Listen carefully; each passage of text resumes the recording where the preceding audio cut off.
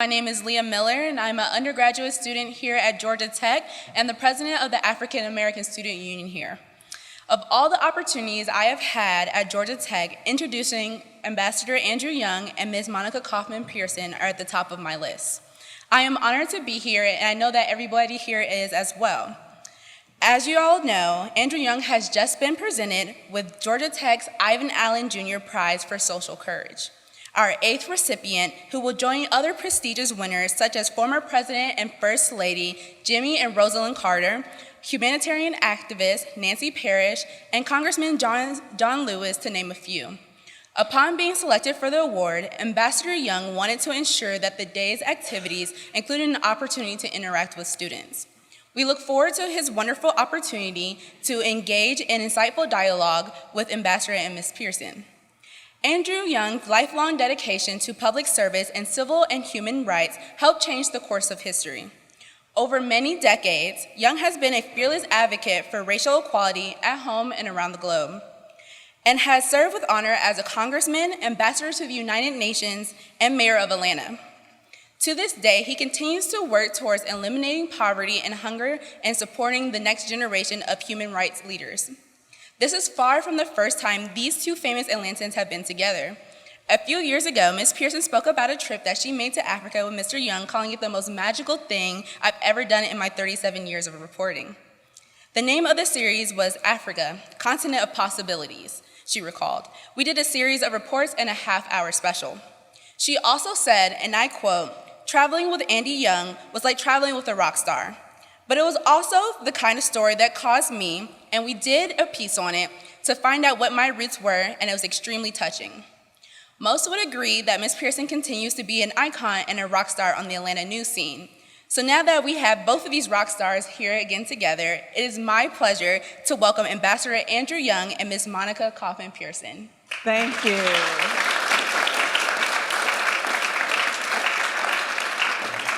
Well, we've been talking all day, and I've been asking questions. Now it's your turn. Miss Emma Browning. Hi, Doctor. Thank you for speaking to us today. Sorry, I have a microphone now.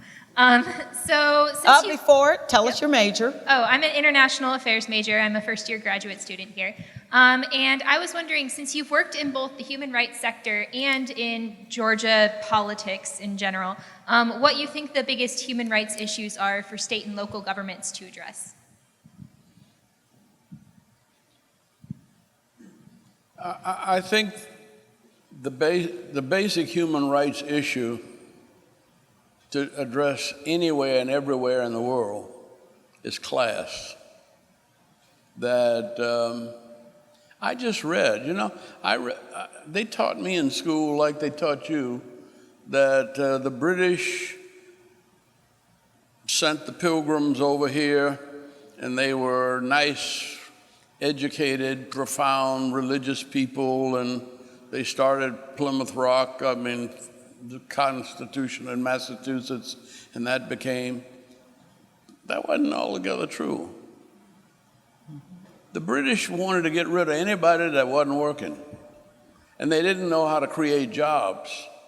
So they loaded everybody up on boats, and they sent them everywhere in the world to get rid of them, and they called them white trash. And that was the first attempt to deal with the class problem. And they sent some here to the U.S., and some to Africa, some to Australia and New Zealand, and they sent them with little or nothing. And then they looked down on them. We were the first ones to kind of shake free of that class stigma, but only after the Second World War. And that's still a problem. I don't know, looking around, all of you come from, at least your parents came from somewhere else, maybe. And almost everywhere I know in the world, it's the haves and the have-nots. And We, under Franklin Roosevelt, from 1932 to 1944, probably with the New Deal, came closest to we softened up the class issue. And when you add to that the GI Bill, so you had the New Deal, the GI Bill, universal voting rights, public schools, giving everybody an equal educational opportunity, that got the United States closer to dealing with the class question than anybody else. But we still had rural and urban, and we still have different heritage, and we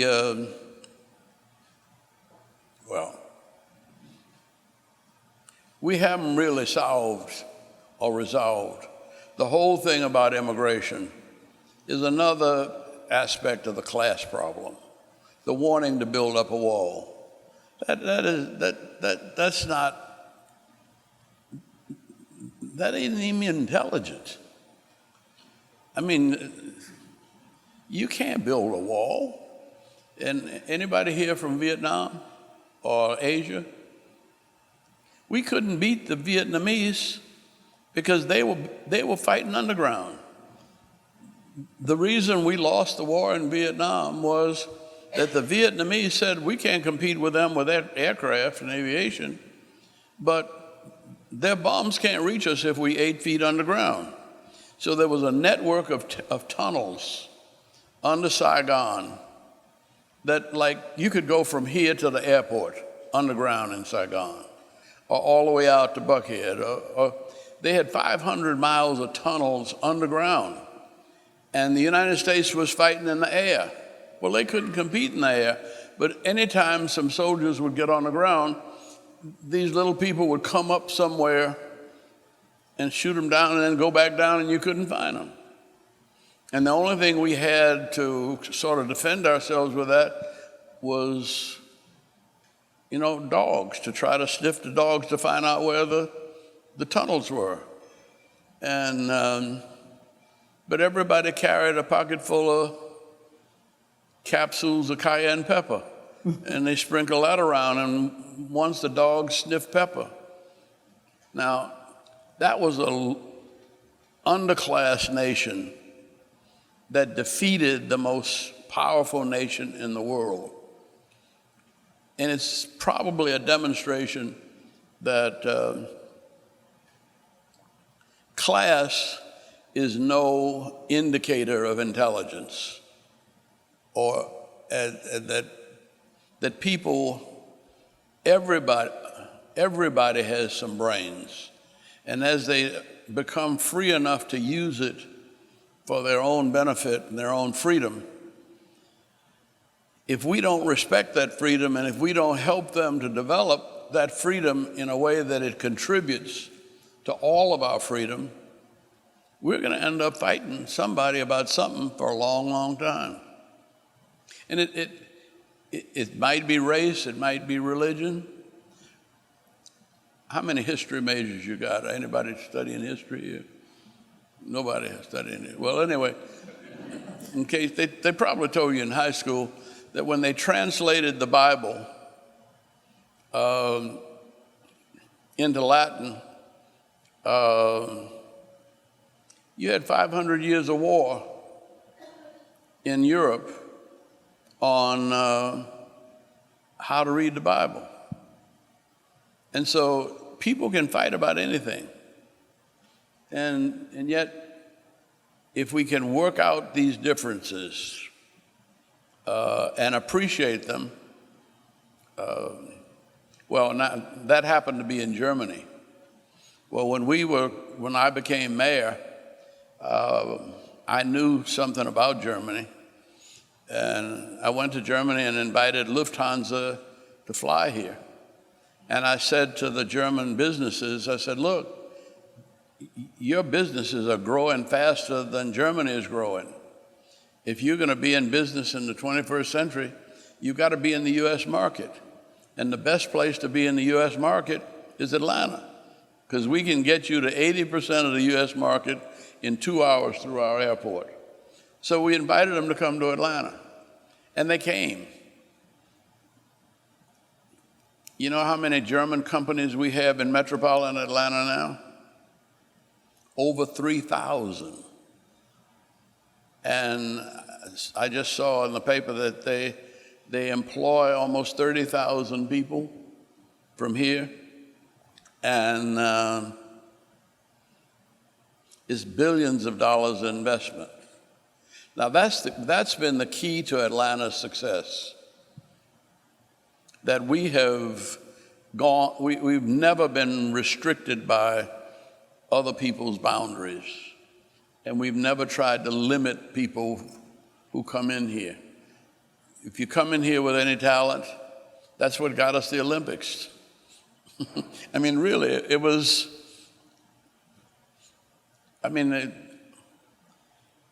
nobody here thought we could get the Olympics, because the Olympics were supposed to go to Athens. But I see Atlanta different. And when I opened the book where all of the countries that had a vote, we had about 40 of them that had consulates here, and another 25 or 30 that had investments here. And I said, if we got 65, 70 countries, there are only 85 votes, we can get 55 of those votes.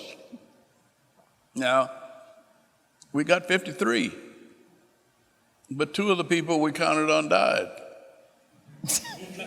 And it's just seeing what you want to see. I mean, and don't ever believe the conventional wisdom.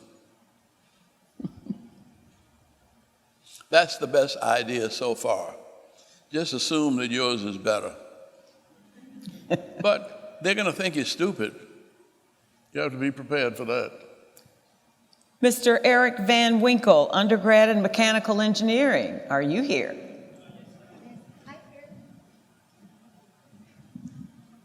So the first case we need to remember, let's work on getting rid of those things called class.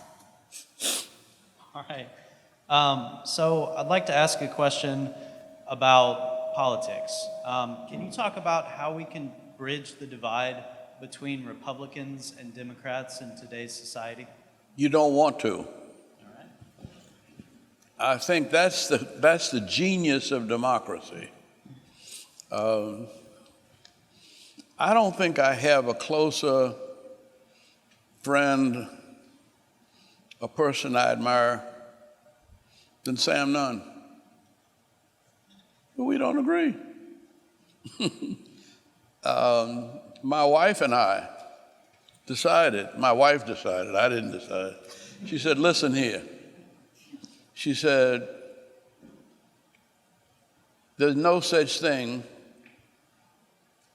as one opinion in this family. If there's a man's opinion, there's got to be a woman's opinion. And we then come together and decide. And if you can't listen to my opinion, we're not going to stay married. We're not going to even get married, because she laid that down from the beginning. See, and then when our children came along, we wanted, they had rights too. I had a funny family. My children, when my oldest daughter went to college, my son was born. So I had children from 20 to 2, and 3 girls and a boy, and then me and my wife. Anytime there was a discussion in our family, there were 6 opinions. None of my daughters agreed. My son didn't agree with any of my daughters. He didn't agree with me. I didn't agree with him. And a family meeting became like the United Nations. But, you know, one of my favorite television shows, frankly, is Blue Bloods. And the reason I like Blue Bloods is 3 generations get around the table. Every that's the way the show ends almost every time. And they take on a problem of urban life, and each one, there are 4 generations there. And that diversity of opinion, see, and the reason why, like, I wouldn't want one gospel of Jesus Christ. Matthew's different from John. And it's sort of like if you, and that's the way we ought to look at politics. If we're standing on 4 corners and there's a wreck in the middle, each one of us is going to see something different because we're looking at it from a different perspective. And the key to democracy is for me to learn from your perspective. If I'm just living by my perspective, that's a one-track mind. But if I can learn from your perspective, I got an additional point of view. But if I can open my mind enough so that I can get all 4 corners point of view, then I have a more complete picture of reality. Now, if you look at everything in life like that, we ought to have Democrats and Republicans. Bill Foege, who received this award first, I think, he's about 6'8" and I'm 5'8".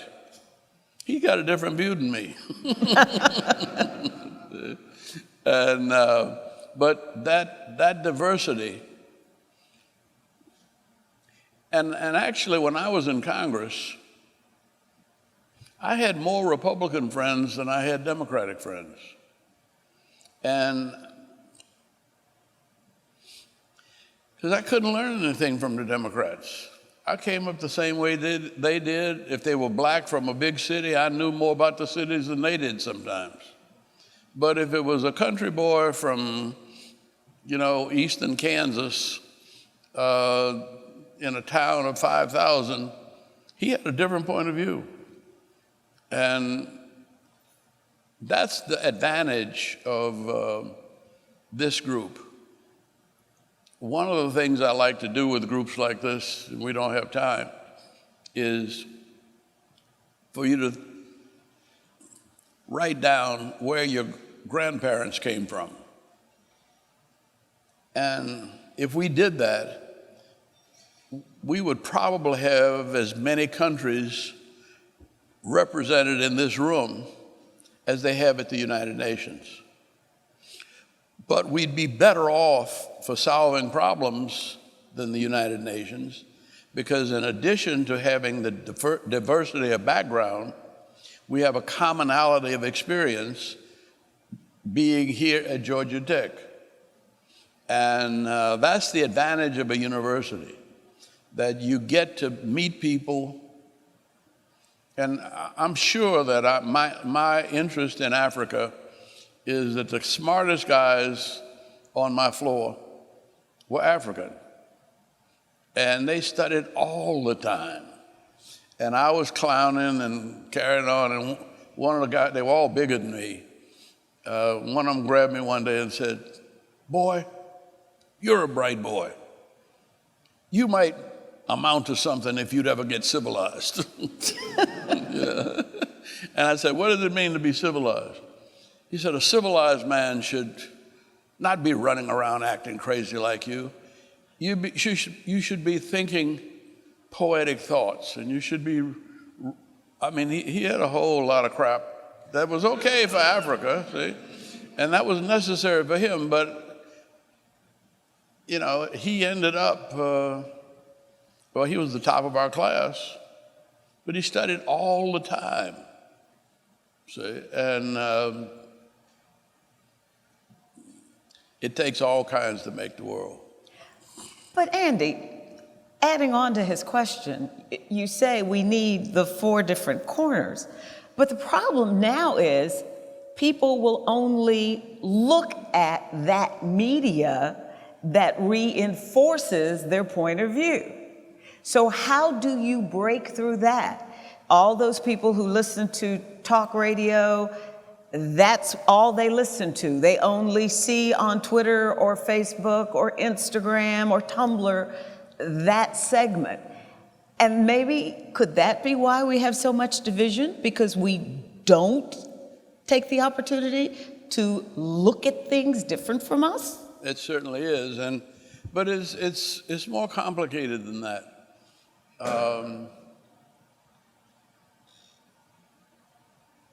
Everybody is insecure. Everybody. Now, what is it you're insecure about? See, and the things that you're insecure about, now I'll give you my virtue. My virtue in college was that I was on the track team and swimming team, and I was little and young, and so I couldn't afford to drink. I mean, I had to have every advantage that I could have to compete. And so I never touched a drop. I didn't even drink coffee and tea and Coca-Cola in college. I was strictly training, see, because that was the only way I could compete. So I didn't hang around with folk who the girls liked. And I was a nerd, see? And girls didn't start liking me till I got to Congress.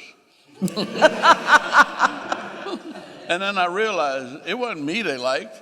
They liked the idea of being around a congressman. So to hell with them. I'm saying that everybody's got a lot to be insecure about. I grew up in New Orleans. In New Orleans, there's a lot of race mixing. There's a lot of Creole population. In the group of my family's friends, I was the darkest one and the only one that had this kind of hair. And they used to say I had bad hair and I was black. Well, I go to here, say, and I get with a group of black people, and I'm no longer black. I'm light. I'm brown. I mean, the world is always looking for some way to reinforce the things that they are insecure about or the things that they're different about. And the maturation process is to realize, well, the easiest way to do it, I think, and the way I was taught to do it was, look, God knew what he was doing when he made you and when he put you here. He didn't put anybody else here. He didn't make anybody else like you. It's inconceivable to conceive of a building without a plan. Anybody in architecture school? Okay. But no, I mean, there's a place and a plan for every brick, every wire, every pipe. See? Well, if that's true to put together a building, the creator of heaven and earth had to have a plan for everybody created. And I decided he must have had a plan for me, because I didn't think I was stupid, and I couldn't imagine anybody creating me being stupid. You know, I mean, it just, but you have to think about yourself. But growing up in my neighborhood, like I said, an Irish grocery store on one corner, an Italian bar, and the Nazi party on the third corner, Highland Hitler. And I'm right in the middle. Well, I had to learn to deal with diversity at kindergarten. See, and to me, that's the best upbringing possible. I've always been challenged. I wasn't like anybody else, so I had to figure out who I was. And that's, you do too. There's nobody quite like you. No, really. Daryl Terry, undergraduate in public policy.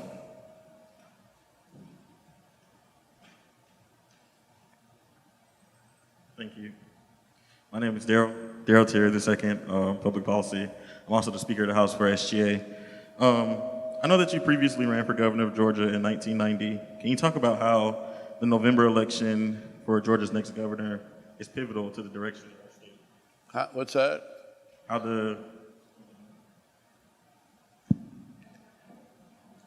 the election for Georgia's next governor is pivotal for our state. Oh, well, let me just say that I was running because I felt the Hope Scholarship. I felt like they were going to vote for the lottery, and I didn't want a lottery unless it was going to make education available for everybody. And that's the only reason I didn't want to be in. I don't like politics. I mean, I love people, but I don't like politics. But the guy that I was running against, I liked very much, and we agreed on a lot of things, even though we were quite different.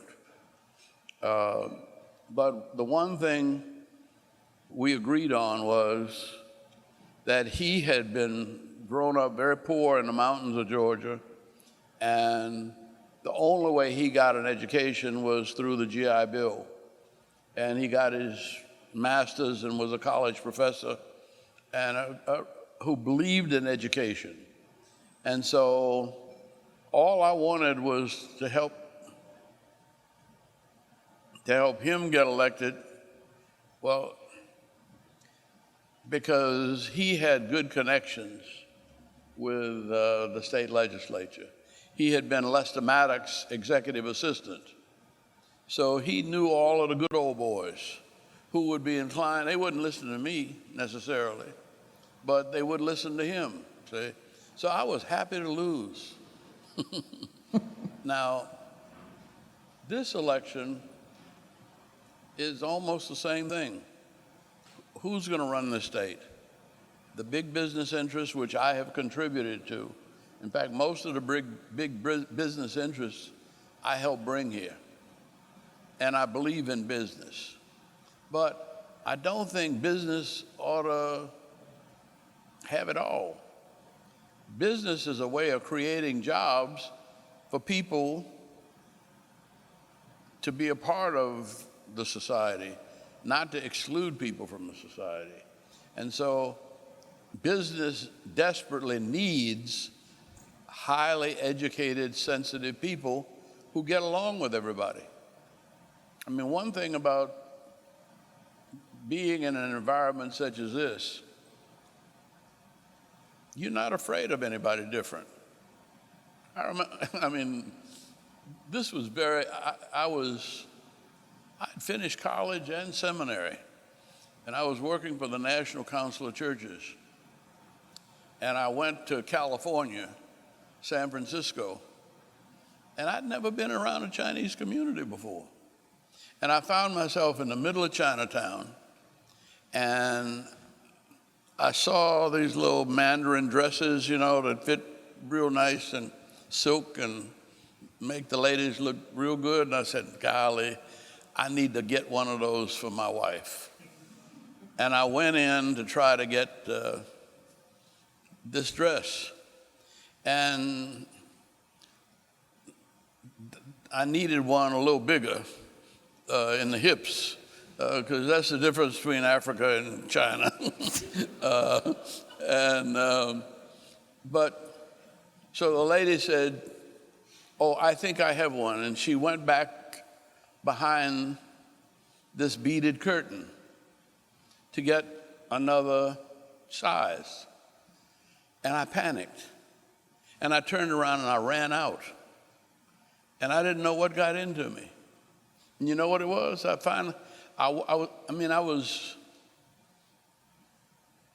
was staying at one of the fanciest hotels and I walked all the way back because I didn't know what happened. But you know what happened?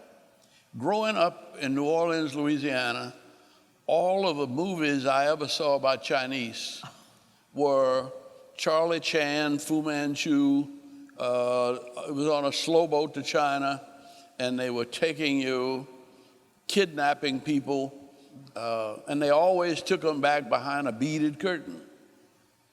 And when the lady went through the beaded curtain, it triggered all of those fears and prejudices that I had been stirring up from seeing these Asian parodies. They were not movies, see?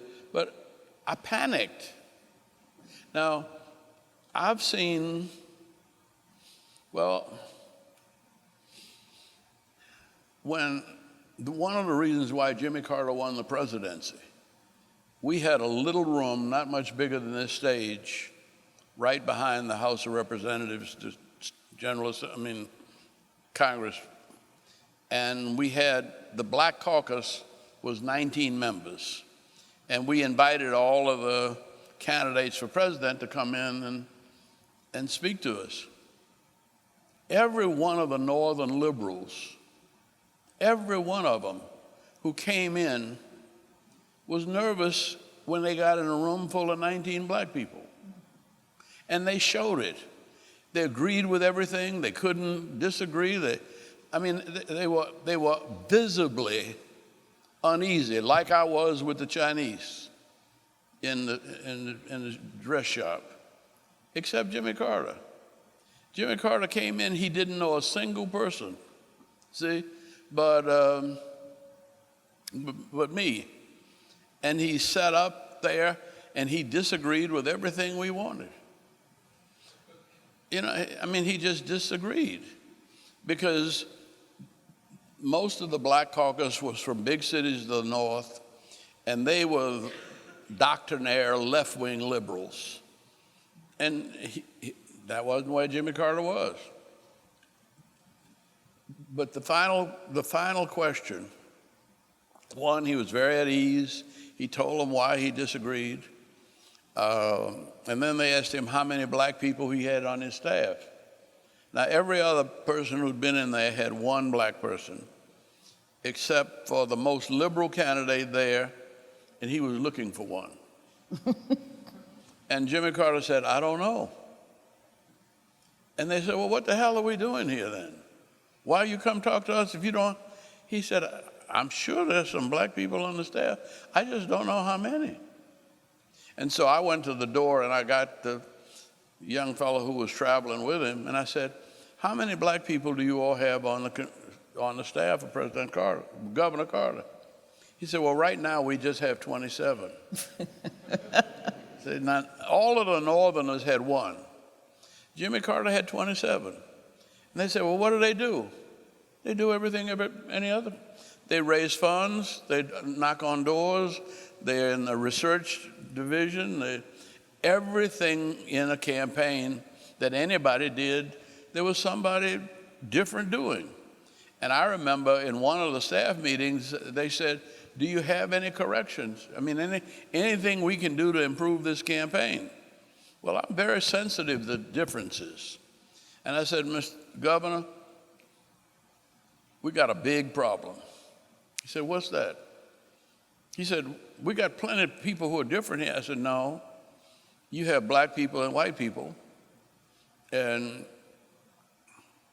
you have Jews, you have people from the Middle East, but we don't have anybody in this campaign hierarchy whose name ends in a vowel.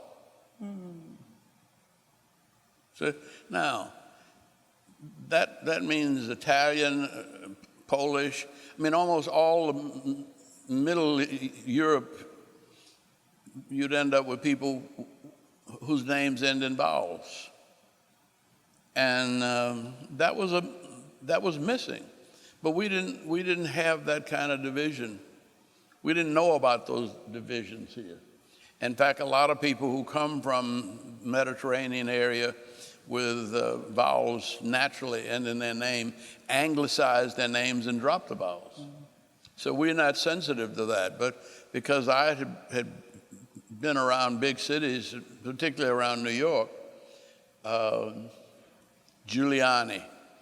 I mean, almost every mayor of New York, Cuomo. Cuomo. Cuomo, almost every mayor in New York, name ends in a vowel. And if you don't have somebody who has a name ending with a vowel, you're missing something in your operation. And that's the way we have to think of diversity as a strength.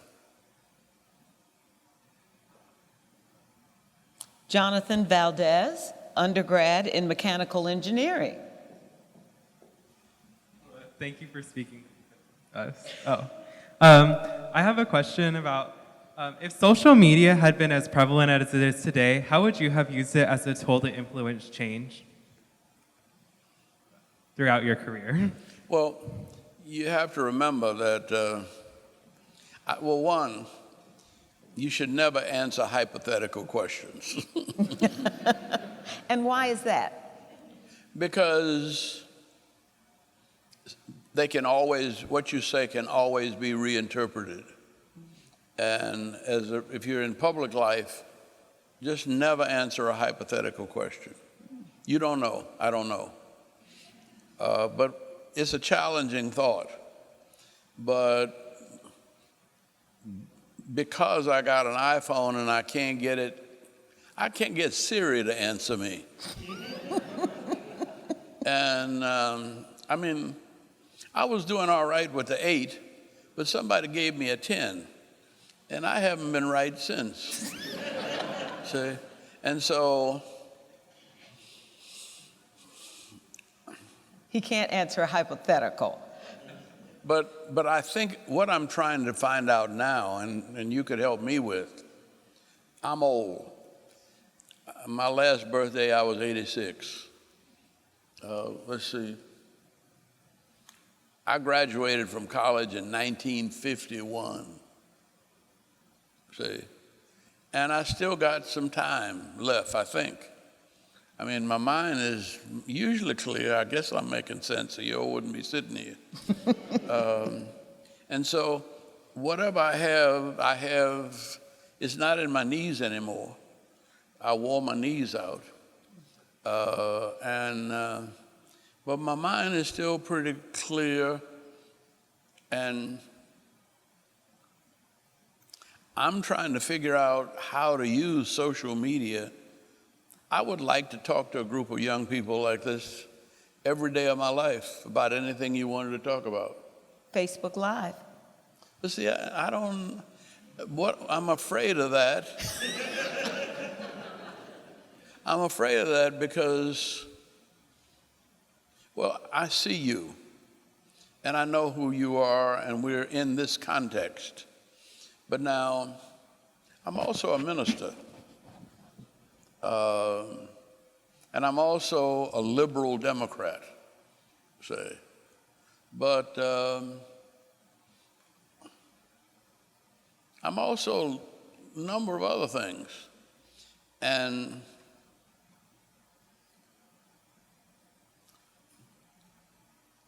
if I say something on Facebook, all of these constituencies are, well, let me be honest with you. The thing we did most to relax and get to know each other in the Congress, when everybody came back from their weekend, and we'd end up in the cloakroom, and have a Coke and a hot dog, almost like the varsity behind the Congress. And but everybody brought their dirty jokes. See, and they'd bring dirty jokes from all over the country. And we'd gather back there because there were certain people who would come up with the craziest jokes. But that was the way that group of men related to each other. And nowadays, you lose your job for saying some of the things we said. And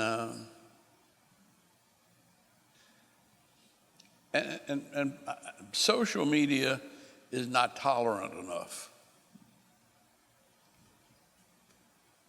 I agree with you on that. I don't know if you ever watch some of the late shows or even look at Steve Harvey, but yesterday he had a young woman on who took all of the negative comments that were made about her on social media and turned it into a song and responded. And Steve Harvey, live, she would read the tweet that was very negative, and then he would answer it in song. It's very interesting to see, but who has a suggestion? Because if he doesn't want to use Facebook Live, which would make sense to me. Well, I've done it, and like New Year's Day this year, I hadn't even had anything to drink.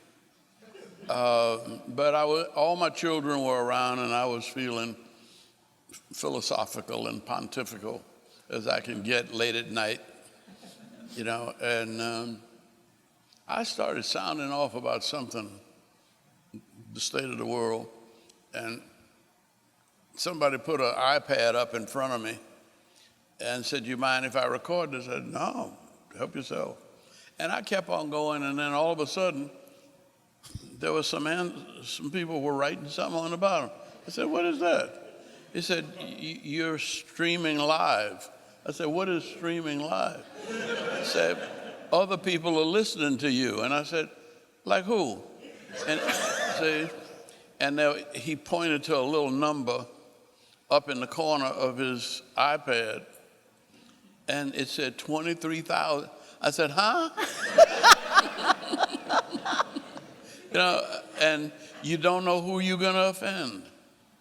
Now, wait a minute. You are saying you don't know who you're going to offend? No, I didn't know. No. Andy. No, I didn't know. I have known you for almost 40 years, and you have never cared about who you offended with your comments. No, but that's when I was, when I was with, you have a relation with me, I'm not crazy, see? But there's some things I've said that you could take out of context. Well, I'll give you a good example. I lost an election, this is one of the reasons. I was running for Congress the first time, and the police went into Fred Hampton's apartment in Chicago.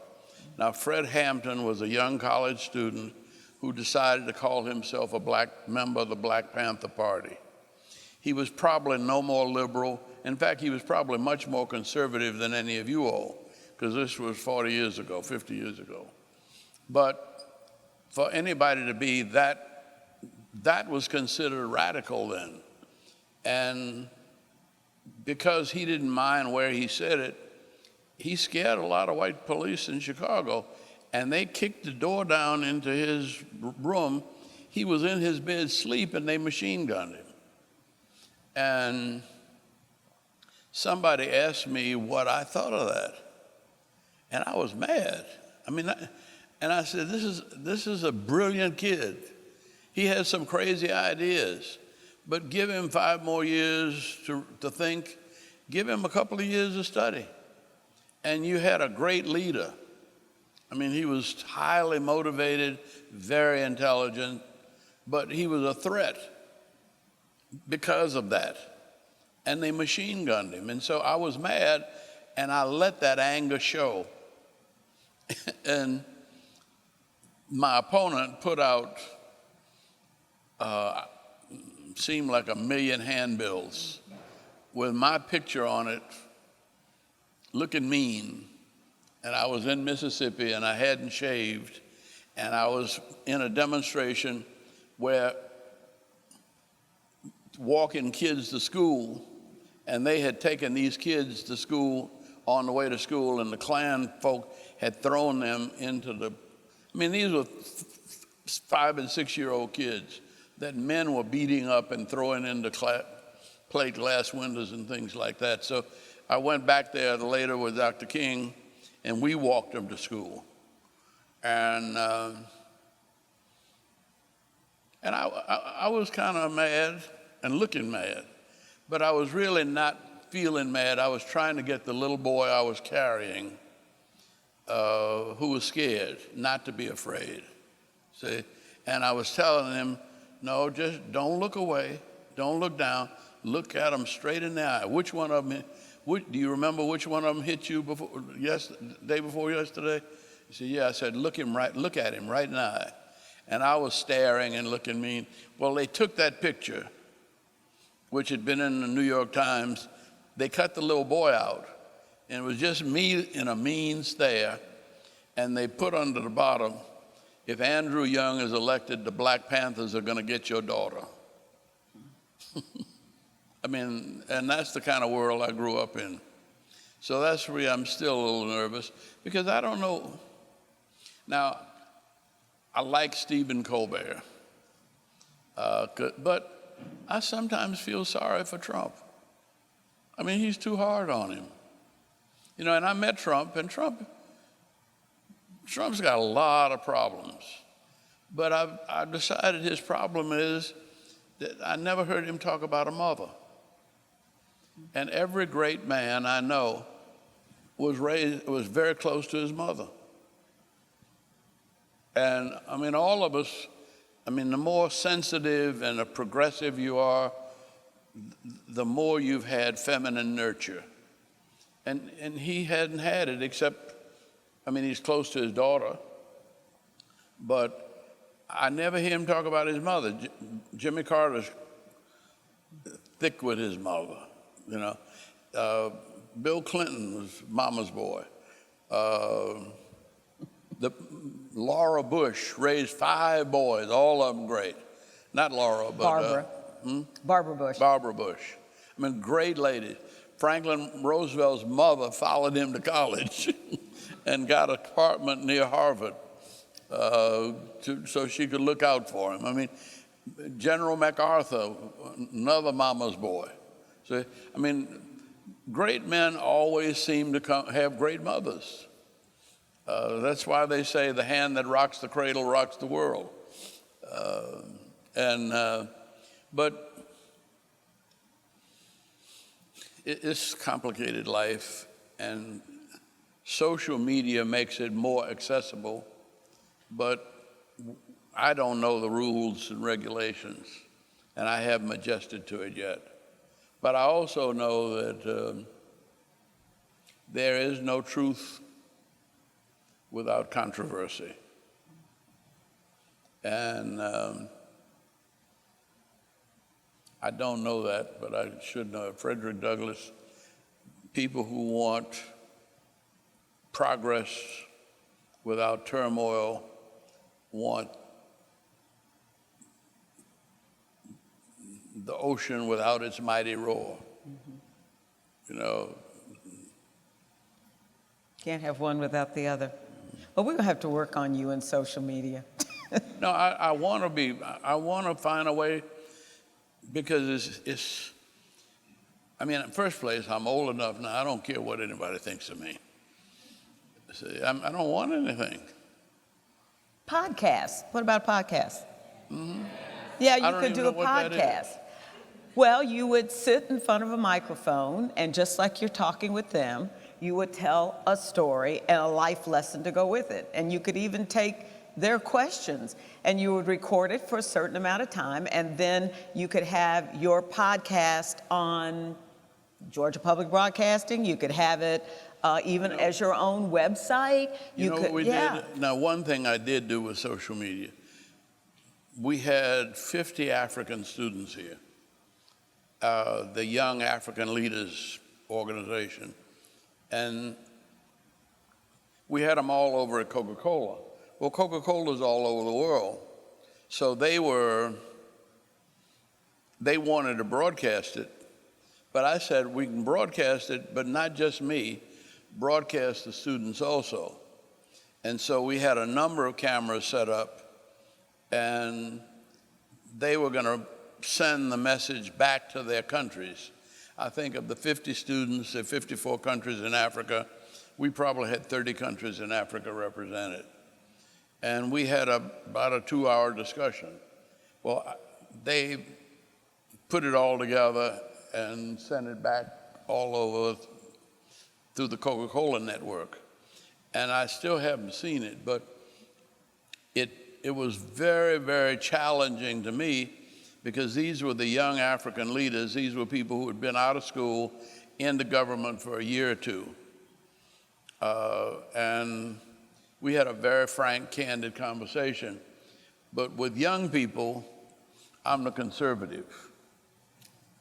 See, and they were always telling me what's wrong and complaining about something, and I'm trying to give them the good side. But when I'm with old people, it's hard to get somebody older than me. But there are conservative there are people who think older than me. And I can say some things to them that are just, they're flabbergasted that I could think something like that. I think a podcast is what you need to do. Wouldn't you all agree? I think we need to get you a podcast together. Chelsea Burks, undergraduate, business administration. You would like doing a podcast. You really would. Hi.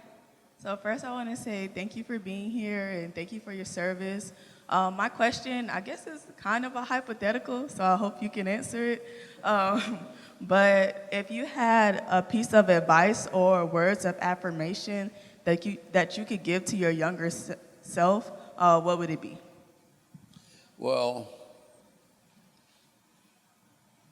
You got to tell the one about don't get angry. oh yeah, no, I think that my father told me, and that's probably, don't get mad, get smart. That if you lose your temper and if you get emotional, especially with your wife, don't ever let a woman make you upset.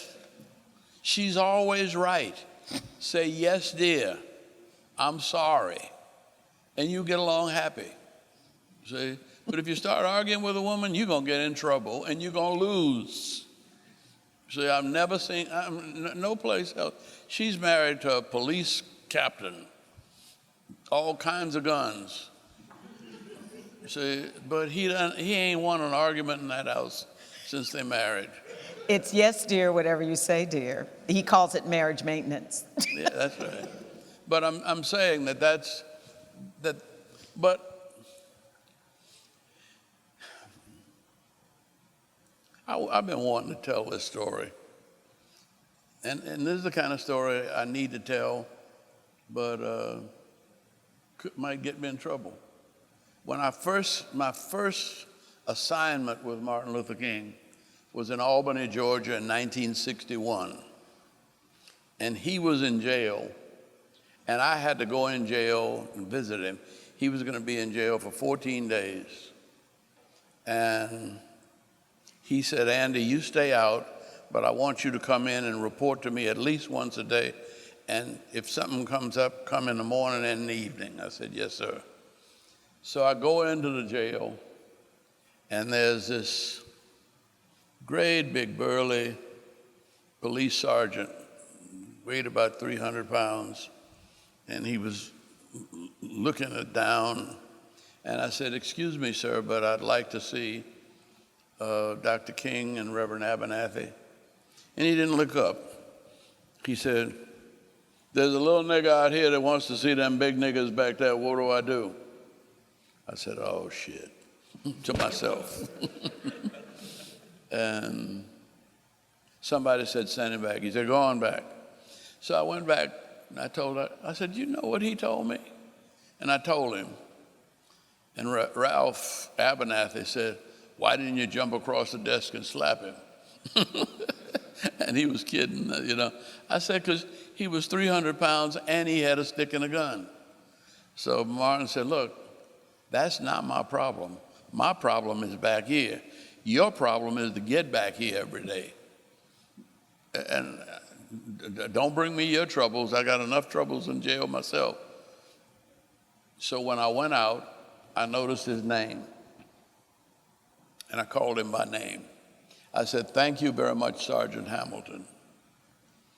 And every day I came in, the next day I came in, I said, how you doing today, Sergeant Hamilton, before he could see me? He said, oh, all right, I'm fine. And I started talking. I said, look, you must have played football someplace, see? And he turned out he's from Valdosta State.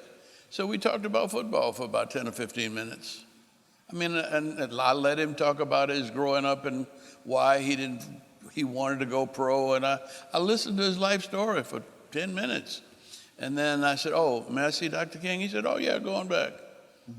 See? And every day I went in there, and then he was going fishing somewhere. So we talked about fishing one day. But that went on for 14 days. And I never had another incident. See, now, that was 61.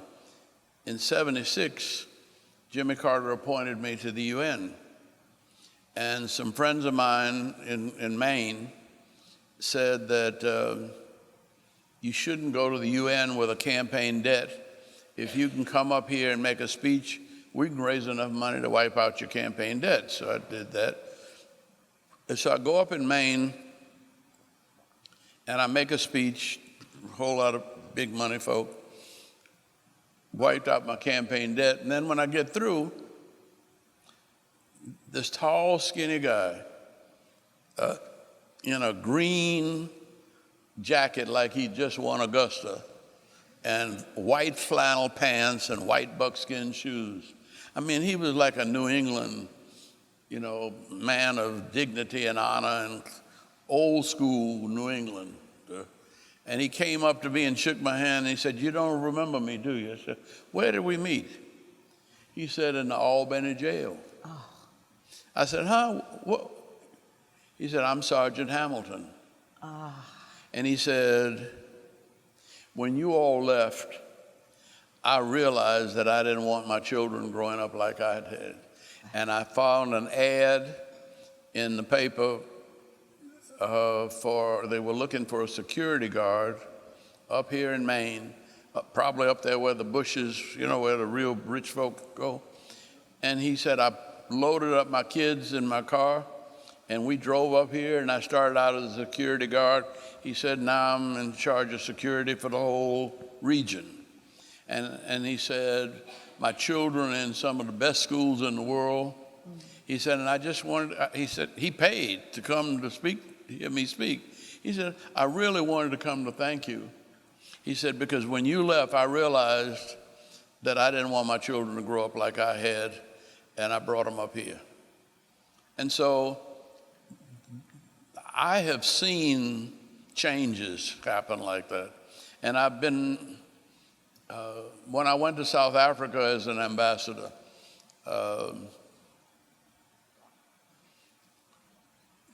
I knew Mandela, and I knew Bishop Tutu, and I knew all the black folk, but the State Department didn't want me to meet with the white folk. I said, but that's my job. He said, but you don't want to talk to them. These are dangerous people. I said, so? And I said, well, who is the most dangerous one? Which one is the one you have the most trouble with? Well, it was P.W. Botha, who was the defense minister. And I said, see if he will see me. And you don't want to see him, do you? I said, yeah. President Carter told me to ask African leaders what they expected of this administration. I said, he didn't say just ask the black African leaders. He said ask African leaders. So the guy, Minister Botha, said he would meet with me, but only by myself, nobody coming. And so that's fine with me. And they said, you're not afraid? I said, what? He can't do nothing but kill me. And if he was going to kill me, he wouldn't kill me in his office. So, I mean, you don't ever fear, and you think. And when I went in there, he asked me 3 questions. Why did white people vote for you? He knew that I had been in Congress. And I said, I don't know, but I said, they realized we were going to have to live together, and that I got along with people as well as anybody else. So if they thought they'd try it out with me, he said, how much intermarriage you have? Are black people marrying white people? I said, occasionally. But I said, I really don't know, not much. Surprisingly little, I think. And then the third question was the real one. How long do you think we have before there's a bloodbath? I said, what bloodbath? He said, surely these black people are going to rise up one day and kill us all. And that was his fundamental fear. He wasn't that bad. He was afraid. And I said, well, I don't think that'll ever happen. I said, first place, the African National Congress was formed about the same time that Gandhi formed the Indian National Congress in Africa. I said, Gandhi went back to India, and I said, they freed India from British colonialism. And I said, I never heard of a single Englishman getting killed. See? And I said, President Carter grew up in an area like South Africa. His county was 80% black. And I said, the reason he sent me here was to ask, if you want to avoid what you fear and want to develop a democracy and free enterprise, our administration would like to help you. And that's what started the independence of South Africa. But then the African leaders were very smart, smarter than us. They said, no, we don't want to start with South Africa. We want to start with Zimbabwe and Namibia. And that will give the South Africans a chance to get to know us, and it'll be a lot easier to settle South Africa if we take on Namibia and Zimbabwe first. And so you find that almost everywhere leaders are human beings. And if we quit treating them like something to fear and try to get to their basic humanity, you can get along with almost anybody. Our last question comes from Eden Tassima, undergrad in public policy. Eden?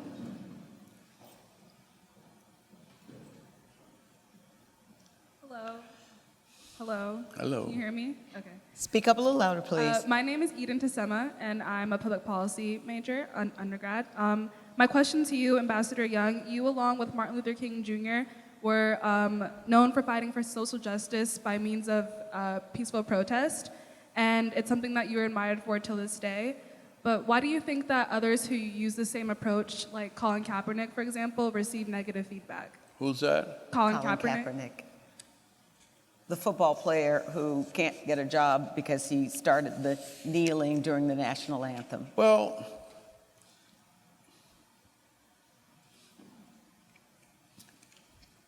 the protests to be most effective, well, let me start positively. I think sports have been the major basis for desegregation in the South. Politicians have done a little bit, Martin Luther King has done a little bit, but when Herschel Walker made Georgia #1, everybody in Georgia loved Herschel. That wasn't true when Martin Luther King won the Nobel Prize. See, sport is one of the unifying features of our society. Hank Aaron coming here to play baseball made all the difference in the world because he made the Braves a national contender. And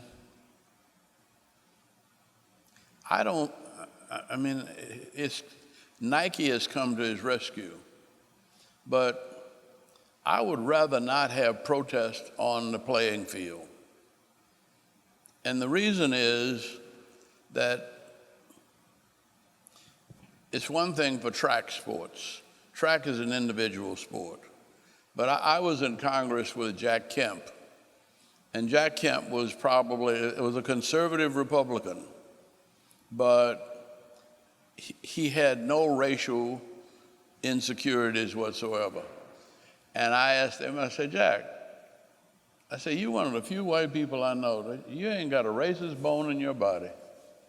And he said, Andy, there were 5 black guys that blocked for me when he was quarterback for the Buffalo Bills. He said, if I had had a racist bone in my body, all they had to do was let a shoulder slip and that racist bone would have been broken. And he said, I had to work out all my race problems because if I was going to succeed, I couldn't succeed without these 4 guys blocking for me. And because football is a team sport, I think he put his teammates in and his whole team. I like his quarterbacking. And I wish he'd studied his playbook. And he'd be a great backup for Matt Ryan. Somebody, a running quarterback with a passing quarterback. He has a role as an athlete. Now, I went to South Africa with Arthur Ashe, but we understood that we were going not to make any political protests, but the most powerful protest he could make was with his tennis racket. See? In a white man's sport, in the whitest white country in the world, for him to go down there and play and let black people see that he can hold his own with the best white people in the world. That's where I got my sense of racial security. I figured I could outrun everybody because Jesse Owens could outrun everybody. See, I was short, but I could grab the rim even though I couldn't dunk.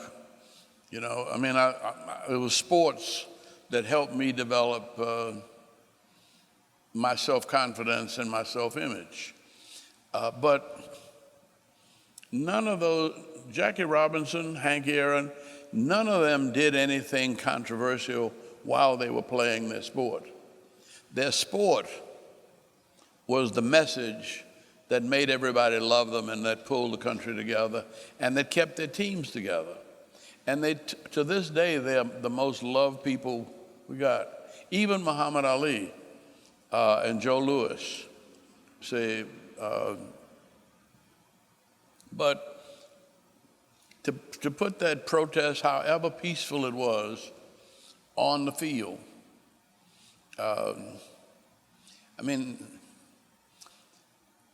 wasn't cool. And when you have somebody looking for a fight like President Trump, he took it on. And now the real issue for National Football League coming up now is they're about to bargain for their players' contract. The players against the owner. It's got nothing to do with police getting killed, and no, he was at the San Francisco 49ers. No San Francisco policeman had shot anybody. See, it's like the folk who wanted to march here, the Black Lives Matter. I appreciate their need to march, but I worked for 20 years to desegregate our police force, and we haven't killed anybody except in self-defense. And so why are you going to protest people who are doing right? So just because you can see it on television.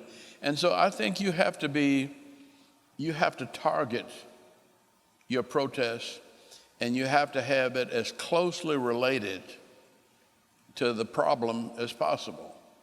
I would much rather he take a bunch of his guys, because see, police are afraid, particularly these big athletes that they have to run into. But I would rather he had gone to a police precinct and taken them all out, for a beer, and they get to know each other. Because it's hard being a police officer. And you don't know, the first problem I had in the police as mayor Officer Cameron. In Sears Roebuck, black guy went crazy. The black policeman who was trying to calm him down was calming him down, talking to him in the daytime in Sears Roebuck. And then all of a sudden something distracted him and he shot him right in the face. And it is hard being a police officer. And you got to show them some support and sympathy too. Like, I made sure that our police officers get good wages, because they don't need to be underpaid and take out their frustrations on the citizens. But I let them know that part of my ability to get them an increase in wages meant that we had to have good police-community relations. So we used to have our police officers go to visit schools, churches, in uniform, but in schools, we'd have them working with the kids with police athletic league shirts, and get to know the kids, because most of these kids don't have fathers in their lives, and they need the support of a strong, wise man. And most of our policemen are pretty good. Well, ladies and gentlemen, I will give you a little fact some of you may not know. Georgia's first U.S. black congressman was elected in 1872, came from Macon. His name was Jefferson Franklin Long. The next 100 years later, yes, 100 years later, it was Andrew Young. And he has made his mark not just in civil rights and government, but he's made his mark also by what he does in the community when he's not being the congressman or the mayor. He gives back. He has always urged people to register to vote, and I'm not going to embarrass anybody in this room. But many of your questions that you raised today got me wondering how many of you are registered to vote. How many of you, if you don't live here, are registered in your home community? And if there is an election coming up, have you gotten an absentee ballot for November? It is one thing to complain. It is another thing to get involved.